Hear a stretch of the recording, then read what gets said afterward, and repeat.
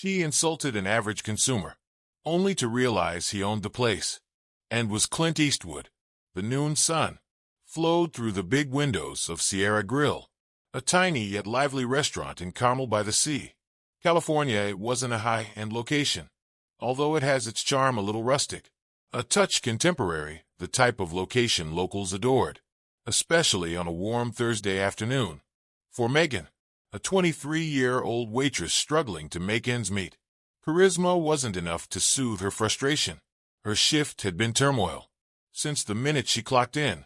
"I need to add more dressing on table 7, asked a coworker to wait on her.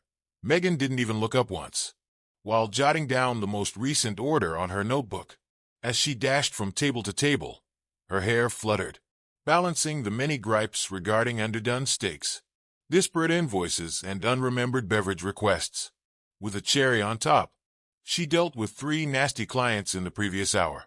They all took their cut, leaving her with hardly enough for a tip, when an elderly gentleman walked in and settled onto a quiet corner seat. Megan was already on edge. He looked like someone who didn't care much for appearances. Somewhat wrinkled flannel shirt, faded jeans, with a well-worn Stetson sitting on the table. His boots looked like they'd seen decades of dirt roads. Megan gave him a swift once-over, her lips curving into a slight smirk. "Fantastic," she whispered beneath her breath. "Another one who's probably going to order a coffee and leave me $1. Although she couldn't escape him forever. Her colleague poked her, murmuring, "You've got table 12. Megan grumbled and grabbed her notepad, plastering on her rehearsed grin as she approached. "What can I buy you today?" she inquired, her tone verging on irritation. The guy glanced up, his piercing gaze examining her face for a minute. There was something extremely familiar about him, although Megan couldn't quite pinpoint it. "Just a burger," he stated gently. His voice was low and gravelly, bearing a weight that appeared to compel respect. "Burger, got it. Anything else?" Megan asked, her pen tapping against the notebook. "No, ma'am," he answered, tipping his cap slightly. She rolled her eyes as she moved back to the kitchen, muttering "ma'am" fiercely under her breath, but when she reached the kitchen, she couldn't shake the sensation that something about him stood out. He wasn't like the other clients, harsh, demanding, or dismissive. There was a serene assurance about him, almost as if he was watching and waiting for something. Megan shook it off. It was just another table, another order, another $1. Yet she had no idea exactly how incorrect she was. Megan returned to table 12 with the man's burger. After a few minutes, the plate clattered onto the table, with less care than she normally gave. She was running on fumes, her grin more strained than ever. The dude didn't appear to notice, or if he did, he didn't let it show. "Here you go," Megan said, wiping a piece of hair off her face, as she placed the ketchup container next to his plate. "Anything else?" The guy peered at the burger, then back at her. "No. This looks absolutely nice, thank you." His words were pleasant, although there was a hardness in his tone. Statement made Megan feel weirdly self-conscious. She lingered for a moment, unsure why she hadn't already moved on to the next table. Anything about his manner irked her. Maybe it was the tranquility, the unwavering composure. Everyone else in the restaurant was either complaining, snapping their fingers, or dashing about in a fury. But not him. "You're not from around here, are you?" she asked, unexpectedly leaned on the edge of the table. She couldn't help herself. "No, I'm not," he answered simply, splitting his sandwich in half with precise accuracy. "Thinking so," she said, smirking again. The cap gave it away. "Looks like you just walked out of an ancient Western movie." For the first time, the guy grinned. It wasn't a full grin, only a small curl of his lips. "Anything like that," he said. Megan anticipated him to get defensive or irritated, but he didn't. That only frustrated her more. She was tired of being courteous, weary of keeping back her thoughts. "You know," she said, dropping her voice as if delivering a secret, "most folks around here don't show up looking like they just came from a ranch." He didn't answer quickly, taking a deliberate bite of his sandwich instead. Then, after a time, he remarked, "I think I'm not most folks." The words were simple, but they held a weight Megan didn't anticipate. She felt a spark of humiliation, but quickly buried it well. "Enjoy your dinner," she remarked, lifting herself off the table and going away. Before he could say anything else, She was confident she'd gotten the final word. But when she cleaned another table adjacent, she spotted him observing her. Not in a scary way, but with an expression that made her feel like she was being examined, judged even. It was frightening, and she couldn't figure out why it affected her so much. But something about that look would soon affect the direction of her day and her life in ways she never anticipated coming. The lunch rush began to wind down. When the restaurant grew quieter, Megan finally got a chance to regain her breath. She leaned against the counter, browsing through her phone, while keeping an eye on her tables. Her gaze darted to table 12, where the man was completing his supper. He looked in no rush, drinking his water, while peering around the restaurant. With silent interest, "Hi, Megan," her coworker Danny stated as she went by. "Isn't it odd how calm that guy is? Like he's simply soaking it all in." Megan shrugged. "Yeah. So, some individuals have all the time in the world." Danny giggled. "Maybe he's famous or something. He seems familiar, doesn't he?" Megan rolled her eyes. "Famous? Yep, right. If he's renowned, then I'm the Queen of England." Danny raised an eyebrow but didn't pursue further. Megan wasn't in the mood for idle speculating. Instead, she collected the check for table 12 and stepped over, resolved to keep the encounter brief. "Here's your check," she said, laying it on the table with a small grin. "Anytime you're ready." The guy glanced at the check, yet didn't reach for it immediately. Instead, he stared up at her, his keen gaze latching into hers. "Do you love your work?" he questioned, his voice quiet but deliberate. The question took Megan off guard. She paused, her rehearsed grin wavering. "It's all right," she said with a shrug. "It's a job, you know." He nodded slowly, his expression inscrutable. "A job's what you make of it," he said after a moment. "Yet it feels like you're carrying a lot today." Megan felt her cheeks flush. Who was he to comment on her attitude? She crossed her arms defensively. "See, I've had a tough shift, okay? Not everyone gets to sit around, eating burgers and offering out life advice." To her amazement, the man didn't appear upset. Instead, he leaned back in his chair, a tiny grin playing across his lips. "Fair enough," he said. "Yet sometimes how you treat individuals in those instances speaks more about you than you believe." Megan felt a flash of wrath flare in her chest. Was he lecturing her? She opened her lips to answer, but before she could, he rose up and went into his pocket for his wallet. "I'll leave you with that thought," he remarked, laying a couple bucks on the table. "Thanks for the food." As he headed toward the door, Megan mumbled beneath her breath, "Yeah, anything, cowboy." But just as he reached the exit, something unusual occurred. The manager, a no-nonsense lady named Carol, rushed out from the back office. Her face lighted up as she spotted the man. As she extended her hand excitedly, "Mr. Eastwood, I wasn't expecting you today," Carol stated, her voice filled with respect. Megan froze, her stomach sank, as she rehearsed the name in her thoughts. Eastwood. Clint Eastwood. She whipped her head toward the door, her eyes expanding.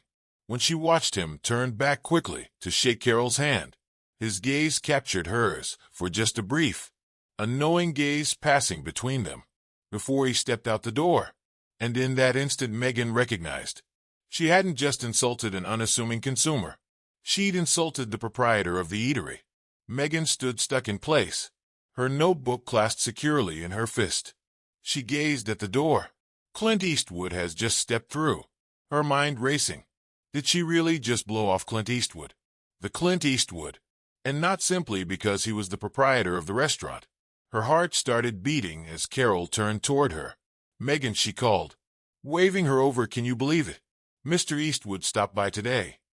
He's been so busy lately I haven't seen him in weeks." "Oh yes. That's wow." Megan fumbled, her voice barely above a whisper. Carol didn't appear to notice Megan's distress. She was too busy gushing, "You know, this site meant the world to him. He's so hands-on. Every aspect here is something he's personally authorized. That's why we're always reminding personnel to bring their best. You never know when he'll stop by." Megan felt like the oxygen had been sucked out of the room. She repeated every word she'd uttered to him, every snide comment, every eye roll. Her cheeks stung with embarrassment. "Are you okay?" Danny inquired. Notice Megan's pallid face. "I suppose I need a minute," Megan murmured, retiring to the break room. As soon as the door closed behind her, She let out a nervous breath and slid into a chair. How could she have been so oblivious? She'd been working at the Sierra Grill for 2 years, and in all that time, she'd never bothered to pay attention to the stories about the unknown owner. If she had, maybe she'd have recognized him, or at least thought twice before running her mouth. Her head was whirling, yet one thing stood out. What now? But Megan had no idea that Clint wasn't done with her just yet. The next day Megan came at work, feeling a knot of worry twisting in her gut. She hadn't slept well, reliving the events of the previous day in her memory. Every time she thought about Clint Eastwood's calm temperament and the look he gave her as he left, she shuddered. What if he informed Carol about her attitude? What, suppose she was fired? She couldn't afford to lose this job, not with rent due in 2 weeks, and her student loans stacking up. She spent the first half of her shift avoiding eye contact with Carol and doing everything she could to keep her customers pleased, smiling, apologizing, replenishing beverages before anybody even had to ask. That was the most effort she'd put into her career in months. By the time lunch arrived around, the eatery was bustling with bustle. Megan was washing off a table when she heard the distinct, gravelly voice she hadn't been able to forget. "So, appears like you're busy today." She whirled swiftly to see Clint Eastwood standing near the counter, his hands lying carelessly in his pockets. He was dressed roughly the same as the day before, yet this time his presence was much more dominating. Her heart sunk. She faked a hesitant grin, struggling to think of something to say. "Oops, Mr. Eastwood, hello. I didn't know you'd be back so soon." He tilted his head slightly, his expression unreadable. "I like to check in on my places from time to time. Keeps everyone on their toes." Megan swallowed hard, her palms sweaty. "Right, well, everything's running fine today." He offered a little nod, then gazed around the restaurant. "I sense it, yet you look a little uptight." She froze. Of course he noticed. He undoubtedly observed everything I just about yesterday. He held up a hand, interrupting her mid-sentence. "No need to apologize," he said quietly. "I'm not here to make your life tougher." She blinked, taken off surprise by his reaction. "You're not, no," he said, his voice steady. "Although I do think there's a lesson here. You never know who you're talking to, or what they could be going through. A little compassion goes a long way." Megan's throat clenched. She didn't know how to answer, so she simply nodded, feeling a lump rise in her chest. "Look, I've had awful days too." Clint maintained, his tone softening. "But the way you manage such days tells a lot about who you are. And trust me, people notice." She could feel her cheeks becoming crimson. His words weren't harsh, yet they struck harder than any reprimand ever could. He wasn't attempting to humiliate her. He was attempting to teach her something. "Thank you," she said gently, her voice barely above a whisper. "I mean it," he offered her a little grin. "You're welcome. Simply remember, every interaction's an opportunity. Utilize it well with that." He tipped his hat and went out, left Megan standing there, overwhelmed by a combination of emotions. And for the first time in a long time, she felt a spark of something. She hadn't expected the desire to be better. Over the next few weeks, Megan couldn't shake Clint's remarks. They repeated in her head every time she stepped onto the restaurant floor. Every interaction's an opportunity. Utilize it well. At first, she didn't know how to start making adjustments. She wasn't the sort to flash phony smiles or fawn over customers as some of her peers did. But Clint's calm demeanor, its gentle wisdom, had struck a chord. She didn't have to pretend to be someone she wasn't.